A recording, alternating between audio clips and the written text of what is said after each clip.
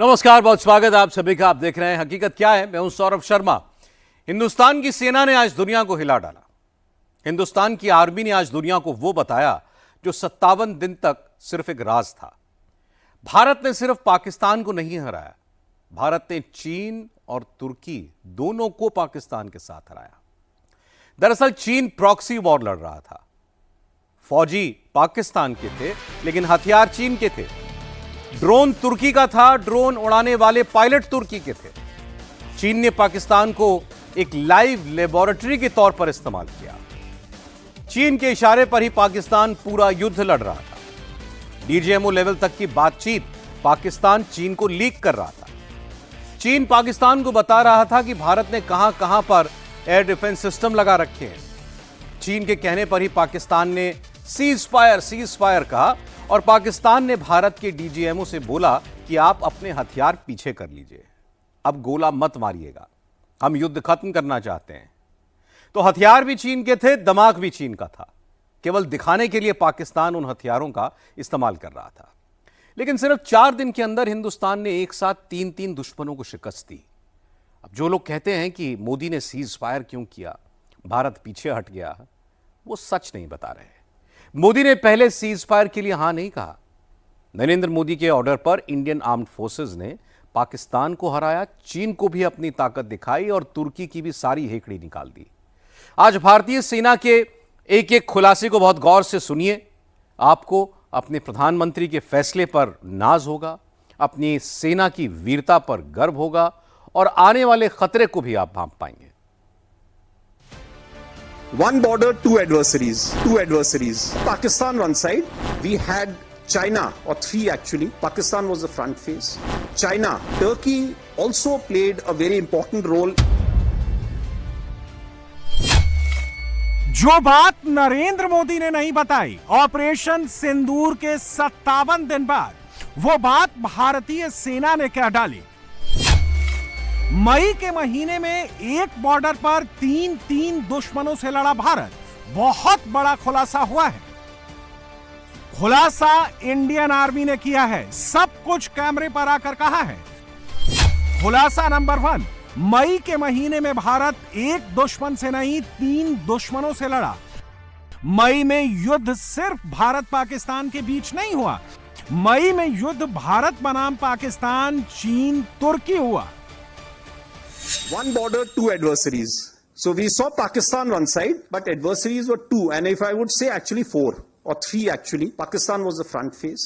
China providing all possible support. Turkey also played a very important role.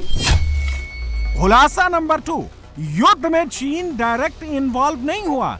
चीन ने पाकिस्तान के साथ पार्टनरशिप में भारत पर अटैक किया। चीन ने अपने 81% हथियारों की टेस्टिंग पाकिस्तान के साथ सेटिंग करके की। 81% of the military hardware that Pakistan is getting is all Chinese. 81% of that. खुलासा नंबर 3, युद्ध के दौरान पाकिस्तान को चीन की तरफ से लाइव इनपुट्स मिल रहे थे। चीन पाकिस्तान को मिनट टू मिनट डिटेल दे रहा था। He was getting live inputs as far as from China. खुलासा नंबर 4, जब चाइनीज हथियार बेकार हो गए तो पाकिस्तान ने तुर्की के ड्रोन हिंदुस्तान पर गिराए। और खुलासा नंबर 5, भारत के ऑपरेशन सिंदूर के वक्त तुर्की की सेना के अधिकारी, तुर्की के ट्रेंड इंडिविजुअल पाकिस्तान में ही मौजूद थे। Along with trained sort of individuals who were there. 6 और 7 मई से लेकर 9 और 10 मई की आधी रात की वो बात आज सामने आ ही गई। 57 दिन बाद जो बात नरेंद्र मोदी ने नहीं बताई, आज वो बात भी सामने आ गई है। नरेंद्र मोदी ने चीन, पाकिस्तान और तुर्की को सिर्फ 4 दिन के भीतर हरा दिया। एक साथ 3 दुश्मनों को शिकस्त दे दिया, हल्ला नहीं किया। 4 दिन तक चले ऑपरेशन सिंदूर में हिंदुस्तान के 3 दुश्मनों को हराने का ऑर्डर भी मोदी ने ही दिया और अब इसका खुलासा भी इंडियन आर्मी ने ही किया है। So you have the strong leaders who do not hesitate in using force. Of course, Operation Sindoor, the defining thing was that leadership, the strategic messaging by leadership was unambiguous. You cross our red lines and there would be action. There would be punitive action if required. There is no scope of absorbing the pain the way we did a few years ago. 9 और 10 मई की दरमियानी रात में जिस वक्त Pakistani air bases पर हिंदुस्तानी ब्रह्मोस गरज रहे थे, बरस रहे थे, मुनीर की एयरफोर्स को तहस नहस कर रहे थे, उस वक्त हिंदुस्तान पर हमले के लिए पाकिस्तान जिन वेपन्स का इस्तेमाल कर रहा था, जिन मिसाइल्स का, जिन ड्रोन्स का इस्तेमाल कर रहा था, उनमें से ज्यादातर चाइनीज और टर्किश ही थे। पूरी दुनिया ने वो तस्वीरें भी देखी जब हिंदुस्तान के मजबूत एयर डिफेंस सिस्टम ने टर्किश और चाइनीज ड्रोन्स और मिसाइल्स की हवा निकाल दी, ज्यादातर को हवा में ही तबाह और बर्बाद कर दिया, और बाद में पाकिस्तान का वही चाइनीज और टर्किश कूड़ा कचरा हिंदुस्तान की सीमा में जमीन पर गिरा दिखा। यानी हिंदुस्तान ने महज चंद घंटों के भीतर एक ही रात में पाकिस्तान को भी पीट दिया, चीन और तुर्की जैसे दुश्मनों को भी घसीट दिया, अच्छी तरह रगड़ दिया। और ये बात बीजेपी का कोई नेता नहीं बता रहा, मोदी का कोई मंत्री नहीं बता रहा, ये बात अब खुद इंडियन आर्मी बता रही है। जिन्होंने युद्ध देखा, जिन्होंने युद्ध लड़ा, अब वो कैमरे पर आकर खुलकर कह रहे हैं कि ऑपरेशन सिंदूर में इतना बड़ा काम हुआ है। एक बॉर्डर पर हिंदुस्तान की सेना ने 3 दुश्मनों को हराया है।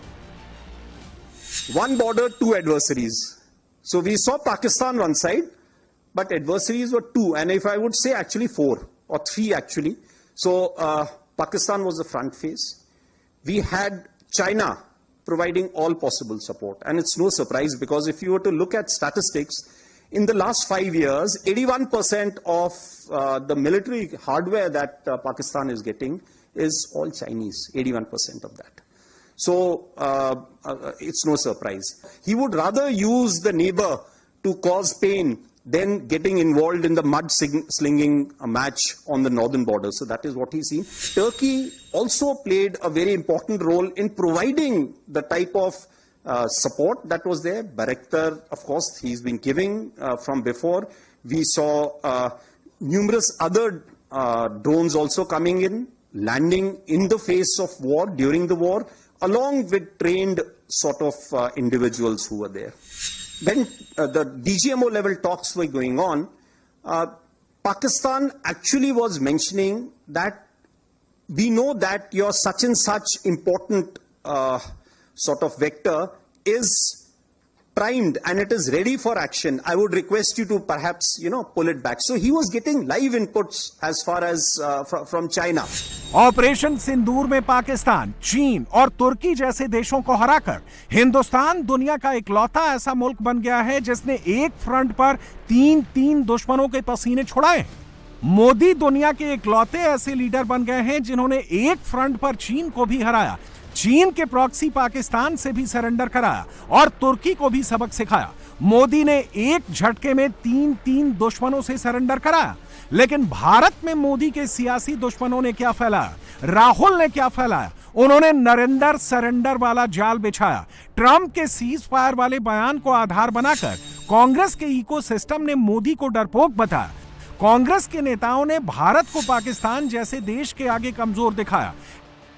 ऐसे में आज राहुल गांधी को किसी और की नहीं, कम से कम भारतीय सेना की ही बात सुन लेनी चाहिए। मोदी के निर्णायक फैसले और हिंदुस्तानी फौज के तगड़ेपन से पाकिस्तान कैसे घुटनों पर आया और हिंदुस्तान से सीज फायर के लिए गिड़गिड़ाया। आज राहुल गांधी को इंडियन आर्मी की ये बात कान खोलकर सुन लेनी चाहिए।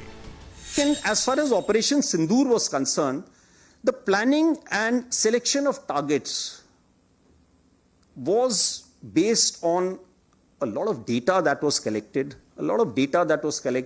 using technology and I would say human intelligence. So a total of 21 targets were actually sort of identified, out of which 9 targets we thought would be prudent to engage. When we looked at those 9 targets, and it was not that the 9 targets that we decided upon was a decision which did not change. Till the last day, the targets, there was eye on the targets that were there, and we kept monitoring the locations. It was only on the final day or the final hour that the decision was taken that these 9 targets would be engaged. A considered decision was taken. It will be a tri-services approach to send the right message that we indeed are an integrated force. So, Army, Navy, Air Force all played their part as far as targeting was concerned. Important consideration was that we should always be on top of the escalation ladder.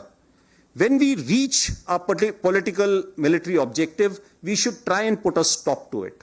So a lot of naysayers say, why did we stop now? So war is easy to initiate, but it's very difficult to control. So I would say that was a very masterly stroke that was played to stop the war at an appropriate time.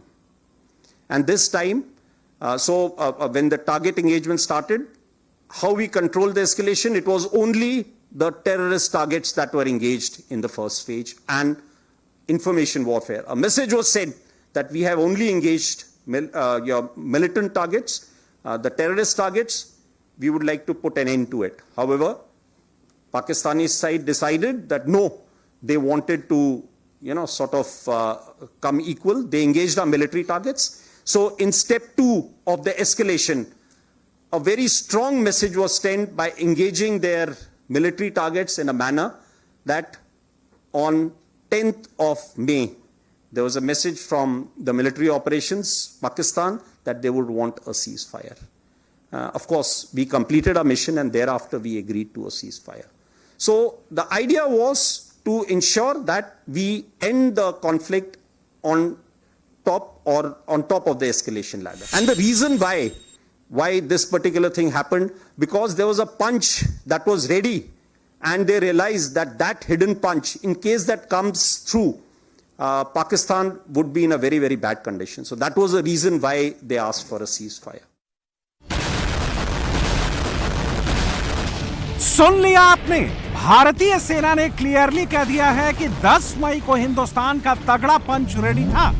अगर हिंदुस्तान ने उस वक्त एक और मुक्का मार दिया होता तो पूरा का पूरा पाकिस्तान तहस नहस हो जाता और हिंदुस्तान के उसी पंच से डरकर, घबराकर पाकिस्तान गिड़गिड़ाता हुआ सीज फायर के लिए आया। हिंदुस्तानी पंच से मोदी के गुस्से से मुनीर इतना घबराया कि उसने बार-बार ट्रंप को फोन मिलवाया। भारत में मौजूद जो इकोसिस्टम पिछले 1 महीने से नरेंद्र सरेंडर वाला एजेंडा घुमा रहा है, आज उसे डबल झटका लगा है। राहुल और राहुल की पार्टी को एक झटका इंडियन आर्मी ने दिया है और दूसरा झटका खुद पाकिस्तान से कांग्रेस के लिए आया है, क्योंकि अब पाकिस्तान ने भी मान लिया है कि मोदी तो सीज फायर के लिए रेडी ही नहीं थे, हिंदुस्तान तो पीछे हटने के लिए रेडी ही नहीं था। मई के महीने में एक साथ चीन, पाकिस्तान, तुर्की की पिटाई होने के बाद मुनीर इतना पैनिक में आ गया कि वो ट्रंप चिल्लाने लगा, हिंदुस्तान से बचा लो ट्रंप, ये मैसेज व्हाइट हाउस भिजवाने लगा। सीज फायर पर ट्रंप के झूठ की पोल इंडियन आर्मी ने खोल दी है। सीज फायर पर पाकिस्तान ने भी मान लिया है कि भारत ने सरेंडर नहीं किया, पाकिस्तान ने ही सीज फायर की पेशकश की। लेकिन भारत में बैठे मोदी के सियासी दुश्मनों ने अभी भी अपनी फेक न्यूज की फैक्ट्री बंद नहीं की। कांग्रेस के जयराम रमेश ने इंडियन आर्मी के बयान के बाद जो पहला पोस्ट किया, उसमें भी पहली लाइन में ट्रंप के हस्तक्षेप का ही जिक्र किया।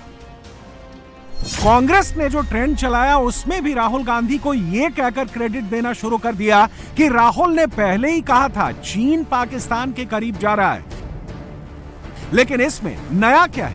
चीन और पाकिस्तान की दोस्ती आज की नहीं है, 2014 से पहले की है। मगर मोदी से नफरत ऐसी कि कल तक पाकिस्तान को क्लीन चिट देने वाले मोदी विरोधी अब चीन वाला टेप बजाने लगे हैं, मोदी के खिलाफ एक नया प्रोपेगेंडा चलाने लगे हैं। ऑपरेशन सिंदूर को कैसे रोका गया? अचानक रोका गया। राष्ट्रपति ट्रंप कहते हैं कि 17 बार उन्होंने यह दावा किया है कि मैंने रुकवाया है। तो क्यों रुकवाया गया, कैसे रुकवाया गया? ऑपरेशन सिंदूर में चीन और पाकिस्तान के बीच में एक नई जुगलबंदी देखने को मिली थी और उसका असर हम पर भी पड़ा। पर जो खुलासा हुआ है औपचारिक तौर से, ये तो औपचारिक तौर से हुआ है ना। उपसेना प्रमुख ने कहा है, प्रधानमंत्री ने चीन को एक क्लीन चिट दे दिया था सार्वजनिक तौर से। आपको याद होगा कि उन्होंने एक क्लीन चिट दिया था, न कोई आया है, न कोई हमारे जमीन पर बैठा हुआ है। अब तो जो खुलासे हुए हैं, जनरल चौहान के खुलासे हुए हैं, और खास तौर से उपसेना प्रमुख की ओर से जो खुलासा हुआ है, इस जुगलबंदी को लेकर जो सामरिक चुनौतियां हैं उनको लेकर चर्चा होनी चाहिए। मोदी के दुश्मन ये तो चिल्ला रहे हैं कि ऑपरेशन सिंदूर के वक्त चीन ने पाकिस्तान की मदद की, लेकिन कांग्रेस वाले ये नहीं बता रहे हैं कि मोदी ने मई के महीने में एक साथ हिंदुस्तान के 3 दुश्मनों को पटखनी दी, और अब मोदी ये दायरा बढ़ाने वाले हैं। 2 फ्रंट वॉर से लेकर 3 फ्रंट वॉर तक जाने वाले हैं। और ये कैसे होगा, इसकी रूपरेखा भी आज इंडियन आर्मी ने तय कर दी है। हिंदुस्तान अब खुद को 4 दिन के वॉर के लिए प्रिपेयर नहीं कर रहा है। हिंदुस्तान अब खुद को कई महीनों, कई साल तक चलने वाले युद्ध के लिए रेडी कर रहा है। नेक्स्ट जनरेशन वॉरफेयर में उतरने की तैयारी कर रहा है। Operation Sindoor is I would say a very short sort of a skirmish which was there. So we need to just take it as far as these lessons are concerned in that light. It is not a full war the way it may sort of emerge. We are looking at having the ability at the end of the day to design, develop and produce and manufacture, next gen or cutting edge solutions, cutting edge military solutions, which not only outpace the threats that we envisage, but we are also able to deploy them at a faster pace than our adversary. Because that is what is going to define our victory in tomorrow's battlefield. We are looking at surge capabilities, indigenous surge capabilities to sustain a war which nobody is sure and nobody knows as to how long it is going to be lasting. This time it was just possibly over 4 days, but when you see at the global scenarios around you, it could well go into months and years. So we have to be prepared for that. While Op Sindoor was a watershed moment for Indian Army for its technological, I would say, transformation, because on one front, it definitely reaffirmed the thought, the idea and the urgency that we have to now take a call between, manpower intensive operations vis-a-vis high-tech warfighting approach. I think the future lies in the high-tech warfighting approach. And that is where we are progressing. That is where our strategy is aligned. And that is how we formulated our long-term, capability development plan. Indian army कुछ बड़ा plan कर रही है। चीन और तुर्की जैसे देशों के साथ साथ भविष्य में पाकिस्तान का भी परमानेंट इलाज करने की तैयारी कर रही है, और इसकी शुरुआत इसी महीने की 9 और 10 जुलाई से हो सकती है। इंडियन एयरफोर्स ने 9 और 10 जुलाई के लिए एक नोटैम यानी नोटिस टू एयरमैन जारी किया है। पाकिस्तान से सटे सदर्न सेक्शन पर इंडियन एयरफोर्स 9 और 10 जुलाई को एक्सरसाइज करने जा रही है, और इसकी घबराहट पाकिस्तान में अभी से सबको होने लगी है। पाकिस्तान को अभी से मसूद अजहर की सुरक्षा की चिंता सताने लगी है।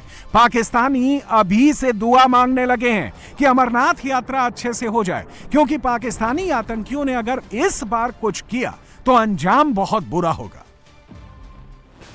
पाकिस्तान का यूं पैनिक में रहना बनता भी है, क्योंकि ऑपरेशन सिंदूर में हिंदुस्तान ने अकेले 3 दुश्मनों को पटखनी दी है। 3 दुश्मनों से बदला लिया है। चीन, पाकिस्तान, तुर्की, तीनों को सबक सिखाया है।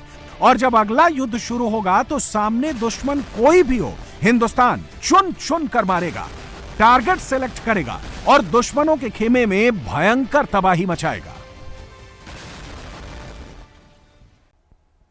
बागेश्वर धाम के पीठाधीश्वर धीरेन्द्र शास्त्री का आज 29वां जन्मदिन है। बाबा ने इस बार अपना जन्मदिन बहुत सादगी के साथ मनाया। फिर भी जन्मदिन सेलिब्रेट करने के लिए लाखों लोग आए। बर्थडे पार्टी में पूरे हिंदुस्तान की झांकी दिखी। देश के हर कोने से लोग अपने फेवरेट बाबा को हैप्पी बर्थडे बोलने पहुंचे। अब इसमें हर जात के लोग थे, यादव, घोसी, निषाद, कुर्मी, ब्राह्मण, ठाकुर, वैश्य, हर जाति के लोग आए। बाबा के इस जन्मदिन पर 3 चीजें बहुत खास हुई। पहली, बाबा ने अपने भक्तों के साथ पद यात्रा का ऐलान कर दिया। बाबा की यह पदयात्रा यूपी के ब्रिज क्षेत्र में जाएगी, लेकिन पसीना पटना में बैठे तेजस्वी यादव को आ रहा है, क्योंकि धीरेन्द्र शास्त्री जाति का भेद मिटाने के लिए, हिंदुओं को एकजुट करने के लिए जिस समय पर यह पदयात्रा कर रहे होंगे, तब बिहार में 25 का आखिरी दंगल चल रहा होगा। दूसरी खास बात यह हुई कि बाबा ने आज ये क्लियर बता दिया कि उनकी टीम में कौन कौन है।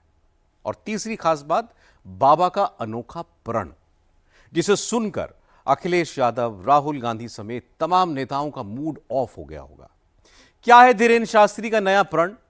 बाबा ने अपनी टीम में किसे जोड़ा है, देखिए।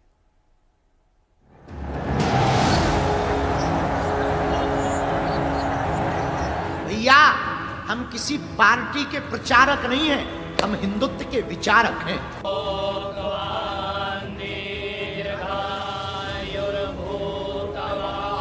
हमारे तन में जब तक प्राण रहेंगे, तब तक हम हिंदुओं के लिए जिएंगे और हिंदुओं के लिए मरेंगे।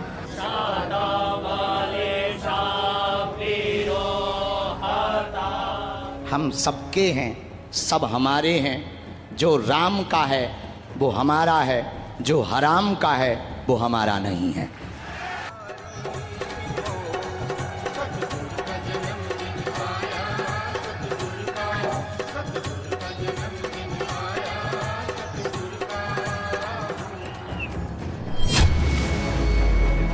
क्या धीरेन्द्र शास्त्री हिंदू यूथ ब्रिगेड के सबसे बड़े ध्वजावाहक बन चुके हैं?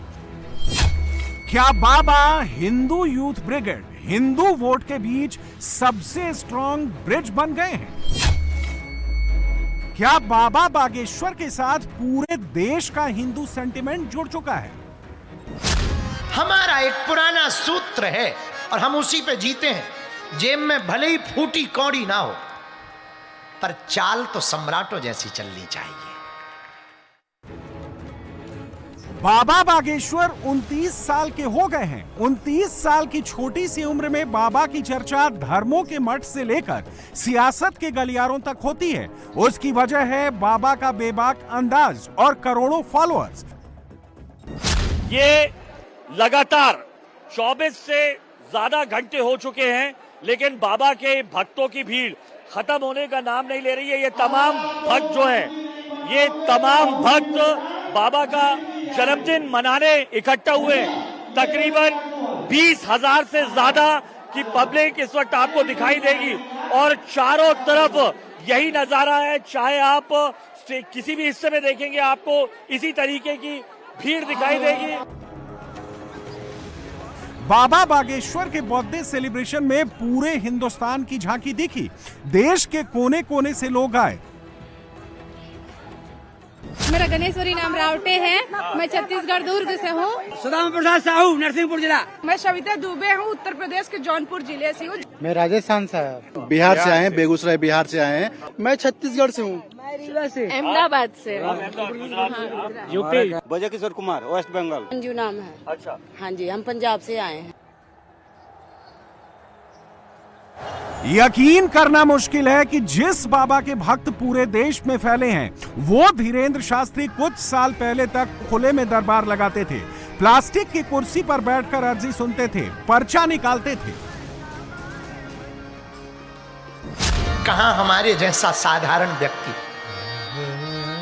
गांव में कोई औकात नहीं। मुझे कौन पूछता था, तेरी बंदगी से पहले मैं खुद को ढूंढता था, इस जिंदगी से पहले। कौन पूछता था? कोई नहीं पूछता था। कौन समझता था? कोई नहीं समझता था। कुछ साल पहले तक धीरेन्द्र शास्त्री की रीच छतरपुर से ज्यादा दूर तक नहीं थी, लेकिन अब उनका कैचमेंट एरिया वर्ल्ड वाइड हो गया है।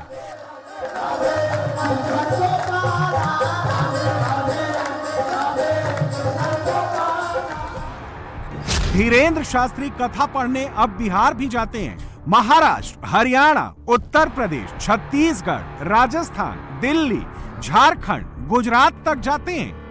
पूरे देश में उनके भक्त फैले हुए हैं। हमने लिखा बहुत हैरान पर्चा लाए 3। धीरेन्द्र शास्त्री के पर्चे की चर्चा अब दुनिया में हो रही है। लाखों करोड़ों देशी विदेशी भक्त उनसे पर्चा पढ़वाना चाहते हैं। वह भजन का आशीर्वाद चाहते हैं, भक्ति चाहते हैं बालाजी की, जो आपको प्राप्त होगी। अब भटकने की आवश्यकता नहीं है, आशीर्वाद। ऑस्ट्रेलिया, फिजी, न्यूजीलैंड तक लोग उन्हें कथा के लिए बुलाते हैं, करोड़ों रुपए खर्च कर दरबार सजाते हैं। पूरी दुनिया में धीरेन्द्र शास्त्री की पहचान चमत्कार के लिए है, पर्चे के लिए है, समस्या के समाधान के लिए है। आपको नौकरी शिक्षा विभाग में मिलेगी, आशीर्वाद। जय श्री राम।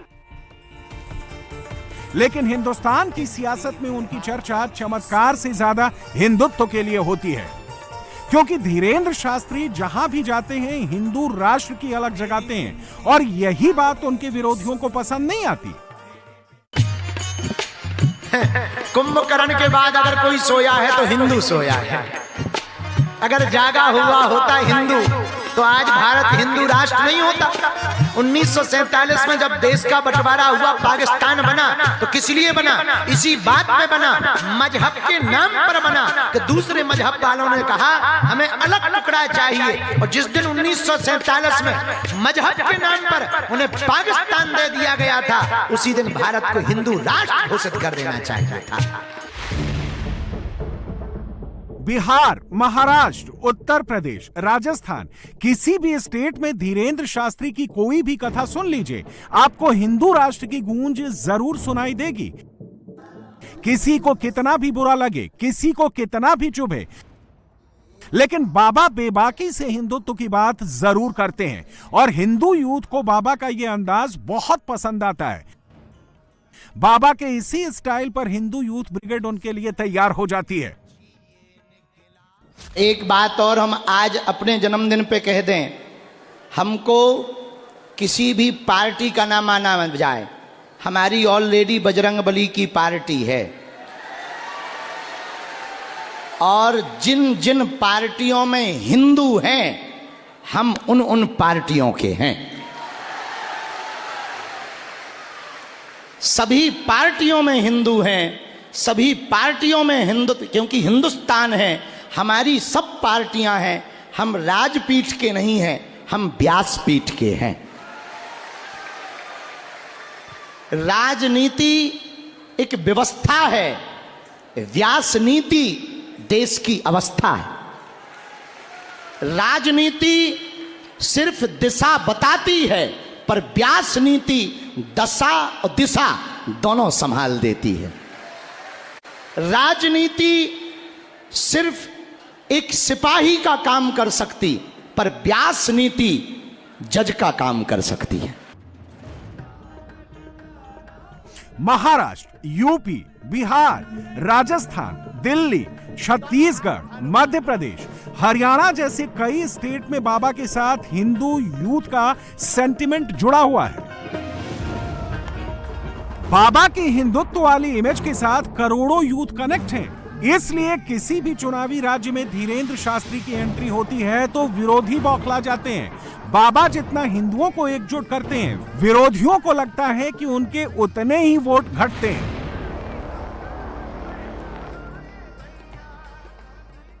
ये देश बाबर का नहीं, रघुबर का है।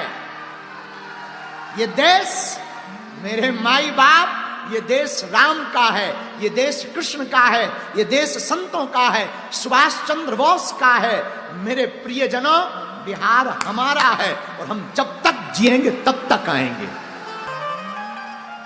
रही बात पार्टी की, भैया पार्टियों का अपना मामला है, अपनी निजी पार्टी है बजरंगबली की, हाँ, अपनी तो खुद की पार्टी है हनुमान जी की।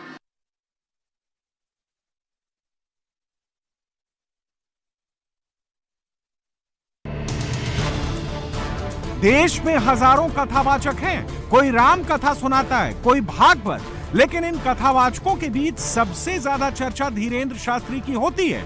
लेकिन यह चर्चा कथा के लिए नहीं होती है। अगर कथावाचक बन के आते तो शायद तुम लोग हमारे पास नहीं आते। दरअसल धीरेन्द्र शास्त्री कुछ साल से हिंदुत्व के सबसे बड़े ब्रांड एम्बेसडर बन चुके हैं। उनकी कथा से हिंदुओं का सेंटिमेंट कनेक्ट होता है। लोगों को भक्तों की भीड़ में हिंदू वोट का स्कोप दिखता है, विरोधियों को उनकी नीयत में खोट दिखता है। लेकिन धीरेन्द्र शास्त्री फिर भी नहीं रुकते। हम अपने लिए थोड़ी आए, हम इस देश के हिंदुओं को जगाने आए। हम अपनी निजी लड़ाई नहीं लड़ रहे हैं, हम इस दुनिया में रहने वाले 150 करोड़ हिंदुओं की लड़ाई लड़ रहे हैं। 65 से ज्यादा देश इस्लामिक हैं, 95 से ज्यादा देश ईसाइयों के, एक देश यहूदियों का है, एक देश बौद्धों का है। किसी भी देश से मुसलमानों को निकाला जाएगा तो 65 से ज्यादा मुस्लिम देश दोनों बाएं फैलाकर उनका स्वागत करेंगे। किसी भी देश से ईसाइयों को निकाला जाएगा तो 95 से ज्यादा देश ईसाइयों का दोनों बाएं फैला करके उनका स्वागत करेंगे। किसी भी देश से बौद्धों को निकाला जाएगा तो तिब्बत स्वागत करेगा। किसी भी देश से यहूदियों को निकाला जाएगा तो इजराइल स्वागत करेगा।